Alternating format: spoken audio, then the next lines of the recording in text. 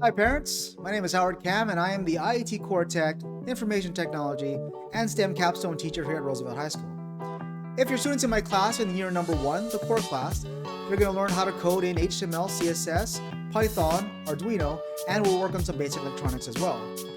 If they're in my second year class, Information Technology, we're going to code in JavaScript and do JavaScript the entire year, building upon the skills from year 1.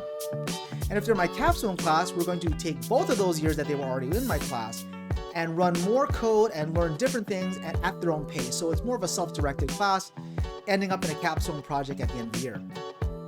So how do you find me? Well, all the videos that your child will probably need to succeed in my class are at howardcam.com.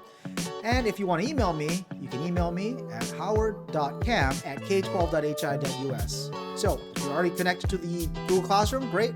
If you're not, make a request and we'll add you to it. And we'll talk to you later. Bye.